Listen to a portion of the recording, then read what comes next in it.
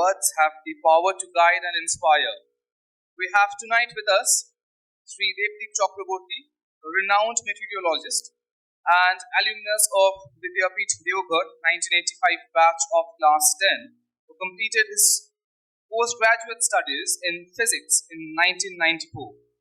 He has been serving in the Indian Meteorological Department since 1993 and is currently a senior meteorologist at Alumnus Airport, Kolkata. With notable expertise in his field, he has participated in 3 Indian scientific expeditions to Antarctica. Thank you, Shonak, for your warm words. Most probably, I am the oldest Dada that is present here. I am representing Vidyapith Praktani. Vidyapith Praktani is an ex-student's body that will be taken in folds after you pass out of this institution. But first of all, let's be in the present time and let's begin with the, I don't know how much I can inspire you, but from my own experience that I had in this institute, I joined this institute in the year 1978, then passed out in 85. In those days, class 2 section was not there. So after that, we went to our own places, we got admitted and we did something in our career. So let me share my experiences with you and let me know how much inspiring it would be for you. So first of all,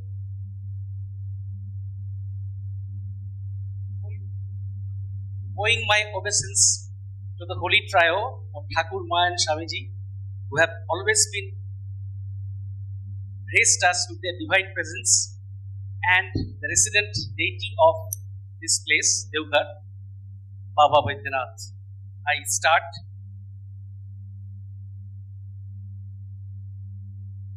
Respected Secretary Maharaj, respected Principal Maharaj, revered monks present here, teachers, proud parents, ladies and gentlemen, and finally my young brothers of Vidyapith. So, good evening and a very warm welcome to you all in this Vivekananda Auditorium of this prestigious institute, Ramakrishna Vidyapith Deoghar. We have congregated here to celebrate Freshers' Welcome. It is the day for you, class 6 students. You have made it amidst a lot of competitions and finally you have achieved the first goal in your life, that to be here. So my congratulations to you for making it a success. So at the very outset, I'll mostly confine my speech to 3 parts. First of all, I will always owe my respectful homage. I will pay obeisance to my alma mater and the mentors that I had in my life who have shaped my life, who have made my dreams possible. The likes of Srimad Swami Shuhitanandaji, he was my principal when I was here. Swami Pawaranandaji, he taught us English. Jyoti Maharaj, this is the name we fondly remember him. He taught us English too. Devan Maharaj, mathematics. So these are the stalwarts that I can name. Sri Nityananda Mishra, to name a few. He was also a great mentor for us. So this is the kind of mentorship that we got here, and I am definitely assuring you that you will also get this kind of mentorship in your stay in Vidyapith. So, and indeed it's a big honor, and I will express my thankfulness to the authorities of my alma mater, present authorities of my alma mater, to give me an opportunity to express my words before you, put before you my words. So this feels really, standing on this podium, returning as an alumni, as an alumnus, it definitely feels great pride and as well as a happy nostalgia that we had in our life that we spent here. It was a same day, somewhere in February 1978, that we were also given this kind of warm welcome by the then Vidyapith who were present there. So it is a way back, almost 50 years back. So that day also we stood on the podium and we expressed our desire what to become in the future life. So I can't remember what I said, but okay. Later on, a lot of things changed, and I had to become a scientist. Most probably, I had said that I will become some police officer because I had my childhood dream of becoming an IG of a state. So that's what being a police officer didn't help. So I later on became a scientist. Okay. So this auspicious morning, you all have. I mean, I'm addressing the class 6 new entrants here. You all have taken the vows, the 5 tenets of being student. So later on, Sri Maharaj and Principal Maharaj will be describing all the things that were there. Maybe those were in Sanskrit, you couldn't understand, but those will be exemplified, totally elucidated by the monks later on.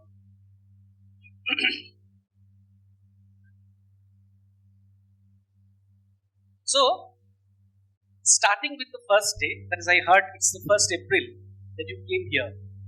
You entered this grand campus with a bit of trepidation, fear. I mean, you don't know what kind of people are here.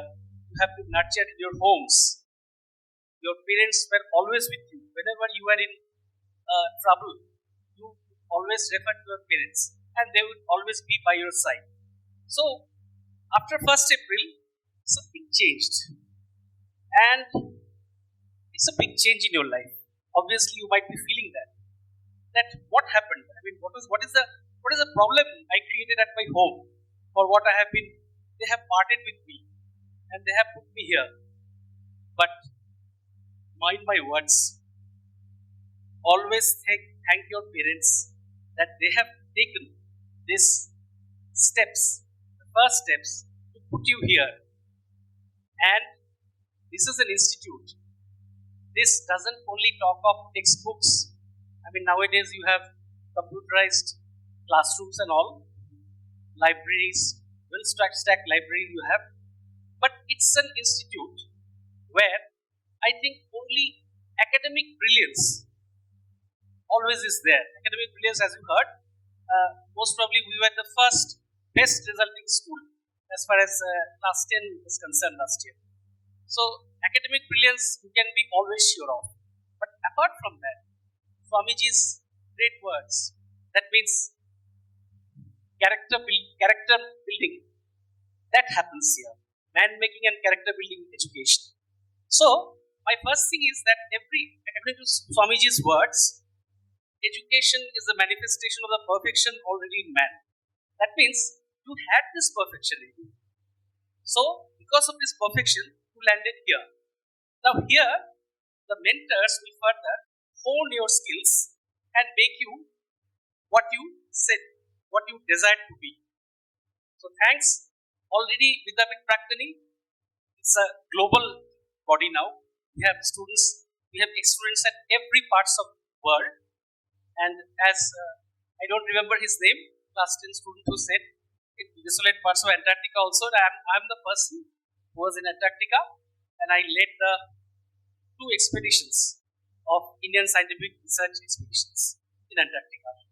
So we have presence at every part of the world. So it's a big body. I mean,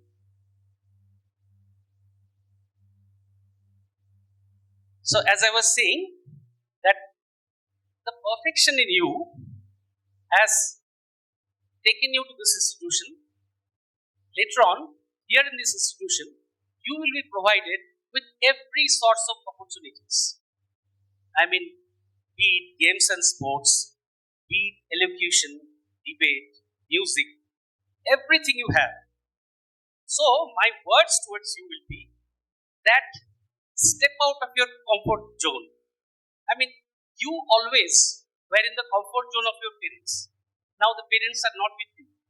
So you have to step out of the comfort region. Suppose there is somebody who is not interested in sports. He says that, okay, I don't need sports. At that time, I'll go to the aviaries and watch the birds. So my advice to him would be, don't do this. Indulge yourself in all the activities that are here. You don't know what your skills will take you to finally.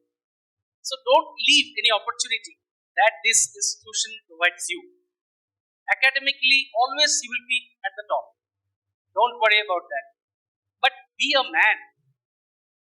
Build up a character, because that's the necessity that this nation as well as world needs. We don't have this kind of honest people who can lead the nation in a very nice way. So be that man. Remember Swamiji, what he said, that only becoming an IAS officer doesn't help. You have to be an honest IAS officer so that your country progresses. Only then your parents' wishes, your parents' desires to put you here will come to a fruition. Okay. So this was my advice to my young friends. Don't leave any opportunities unturned here. Now I'll be a little harsh towards the parents. Parents, as I said, you have taken the first step. You have put your wards here. Now, just imagine they are quite young. They have just landed in a new environment. So they are getting accustomed to this very much scheduled life, scheduled routine that is happening to them. In the morning, they have to get up quite early. Maybe it was not happening. They might be getting out of beds maybe at around, say, just before school. Before sending them to school, they would be coming out of bed. So here it is not happening like that. He has to get up at 5 or 5 o'clock. Then he has to do his ablutions. Everything he has to do by himself. So, my advice rather, if you take it, that since it's early days, it's better not to poke him frequently with his well-being here concerning his health, his education, his games and sports, and maybe other things as you desire. Just leave him. Just let him get accustomed to this environment that he has been just put up. Because if you do it, he will be derailed a bit. Because he is getting accustomed to a process, suddenly your call comes and he gets derailed. He will again start feeling a sense of homesickness and everything. So the initial days, just don't do it. This will be my advice. Let them first of all get accustomed to the environment here. Because they have to participate in every activity, right from 5 o'clock till 9 o'clock in the night. So if you frequently go on poking, how are you? Is your health okay? Are you getting food properly? Be assured, the people here are quite efficient. Very good teachers are here. Monks are quite nice. They will take care of your wards in every possible way. You need not worry. Just leave it to them. If it happens that your ward is really suffering, then definitely you will be at a phone's call away from you. Just imagine our days, how it happened. In our days, phones were not there. Even landline phones were not there. So we used to just write in postcards. We were given one postcard on Sunday, and we would not leave a single space there. Everything we will inscribe there. Even in the address space we will write. So the maximum utilization can be made out of it. And later on, as this letter would be posted, we will be waiting for the reply from home. Because it was not momentary things. They will reply, and that letter will be reaching us in around, say, 7 or 8 days. So we would rather envy my batchmates who were getting very frequent letters from home. Suppose I was getting only one letter every week from my home, and my friend would get some 3 or 4 letters every time. So I would say, really, it's envious. How is it possible that you are getting 3 letters and I am getting only one? But one very interesting thing happened. in 78, I was in class 4. It was class 4 then. So in class 4 we were there, and on one occasion, after I got back to my home in the vacation, my mother asked me that, don't you remember us any time of the day? Is it so? I mean, you never remember us any time? Then I said that, no, the schedule here, right from getting up from the bed, and again coming to the bed, it's so tight that I don't get any time to remember you people. Whenever I am in bed, at that time when I stare at the mosquito net top, then a feeling will come of homesickness. That maybe what's my mother doing now? What's my sister doing now? What's my father doing now? That sense will come. Otherwise, it would not come. It was so nice. So, just be fearless. These are initial days. Maybe some boys, as I saw today, they were crying very much. There were students who are in this just 2 weeks. They are getting quite accustomed. I have seen some students, but there are people who are crying for their home. Homesickness is very much into them. So don't worry. Just leave them. Within 3 months, you will see that these small butterflies who are here on the stage, whatever they desire, it will be a reality. I mean, slowly and slowly, they will be reaching towards their goal. Within 2 or 3 years, you will see everything metamorphosed. And these butterflies will become so beautiful, graceful, with everything in them, every character, every traits of life will be in them. I mean, since I'm a meteorologist, I can draw an analogy to this phase, that these are very small droplets high up in the cloud. So when they drop, when they come down, they gather so many things. So take it these things which they are gathering, take it as the knowledge which they are getting from their mentors.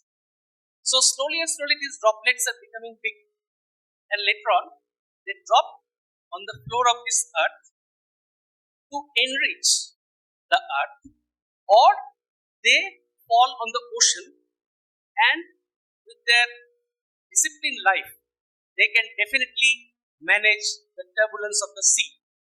This is a definite thing that is going to happen in their life. They are not going to become only academically brilliant.